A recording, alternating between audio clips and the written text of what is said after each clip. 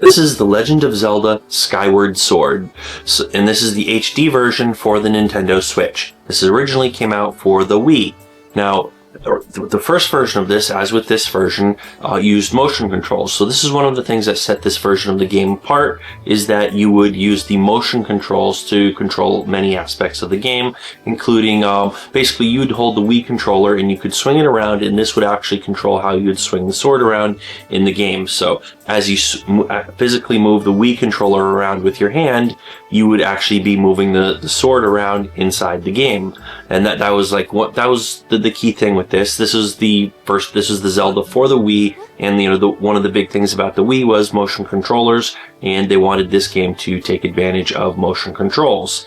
Now, this is a remake of it for the Switch. The Switch also has motion controls, and you still use motion controls for the Switch version. Use them for other things besides just controlling the sword. Use it for the shield and for a bunch of other items in the game, anything you have to aim or anything else. Now, this mechanic can get annoying at sometimes. Sometimes you maybe just want to sit there and use a traditional controller and just focus on playing a game and not using motion controls, but then at other times, using motion controls are a lot of fun, especially for items like the sword. It's actually a lot of fun.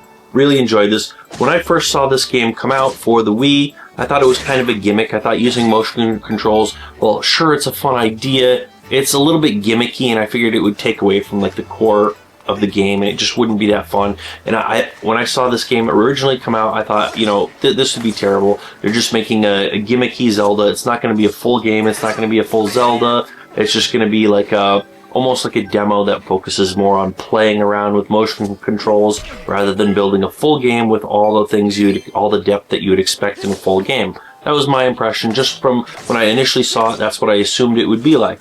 So later on, when I eventually did try it, I found out it is a full Zelda with all the features you would generally expect in a full Zelda game, and it was actually really, really good.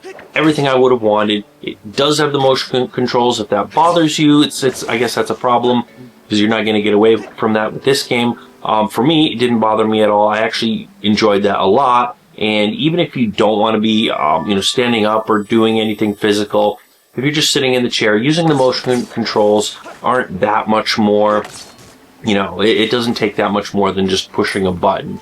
So sometimes it can be, for some things it's a little annoying, but almost all the time it's completely fine. And if you want to play like you would traditionally play a Zelda game, they're really not going to get in the way at all.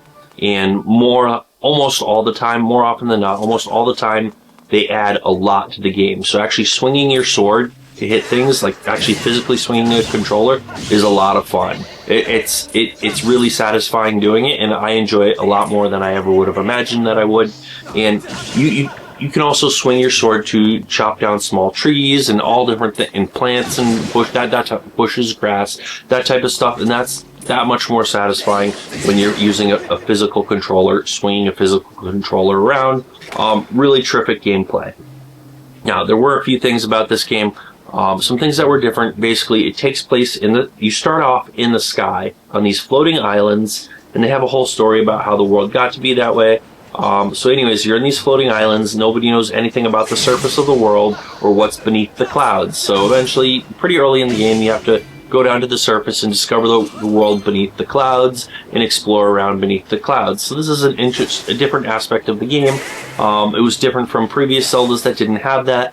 Now, basically, the world above, one thing I can say about that, now it was designed all nice. It was like it looks like what you would expect from a village in a Zelda game, but it's just that. You have that one village on the top, and you don't have the world above. For people to be so isolated and believe that's just the world that exists in this game, for people to not know anything about the surface, you'd expect it to be a little bit bigger. There should be at least a few more floating islands up there, and more area to explore.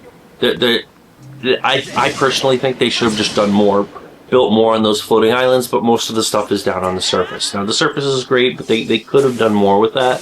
So that's one area they would have improved. Another thing You know, when you're starting the game out, there's some conflicts with the local characters on the island, like some of Link's classmates, you know, give him a hard time and bully him. And now that I get that adds to the story and, you know, gives you more depth and stuff like that. That's great and stuff. Some of that stuff was a little bit, some of the stuff seemed a little bit silly, and I think it was a little bit much for me. I would have liked it if it was it wasn't as some of them were some of the characters were a little bit goofy. Like the character that bullies Link is a little goofy. I feel like they went a little bit far with that. Not everyone's going to agree with me on that, and you know, sure, adding that kind of stuff in early in the game pulls you in, adds more to the story, and gives you more depth. So overall, it wasn't a terrible thing.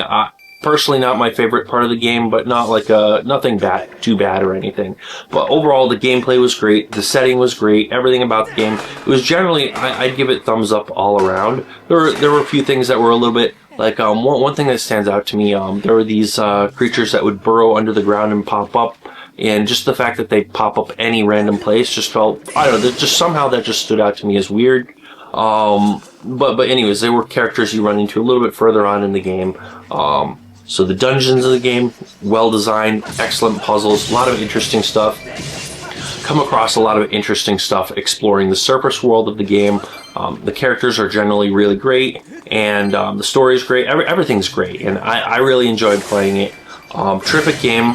One thing that stands out, relatively early in the game, before you even get to the surface of the world, when you're still up in the clouds, you get your, so another thing about this game is to get from floating island to floating island, and to get around up there, you basically fly on the back of this bird.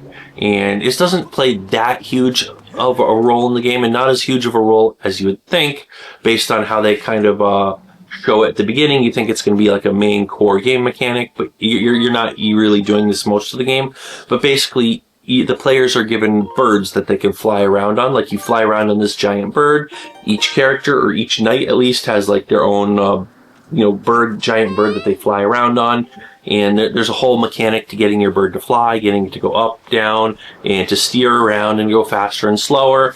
Now, that's all fine and great, but when you combine that with the motion controls, it's a little bit tricky to control, and it takes some serious getting used to. And even when you are getting used to, it's a little bit frustrating. And they make you go through this challenge where you have to race some other players to catch this item, and you have to beat this challenge to progress in the game. And it's kind of tricky to do. I found it really frustrating. Other people I've talked to found it really frustrating, almost to the point where it kind of ruins the game. I don't think it didn't really ruin the game for me. It was not my favorite part of the game. After playing through a few times, it's gotten easier, and it's not that bad to control, but it's still kind of a pain. And it's like, once I get to that part, I'm like, I just want to get through it so I can get back to actually playing the game and not dealing with controlling this flying bird using motion controls. I feel like if you didn't have to use motion controls for that, it wouldn't be so bad. Anyways, that's that. And I think that's all I really want to. I think I basically covered everything I want to say about this game. I mean, there are a lot of interesting items you can collect, different ways of doing things, and overall, a lot of interesting mechanics. You can jump on vines, swing from vines. You can swim in water and do all sorts of interesting stuff. A lot of exploring and interesting stuff.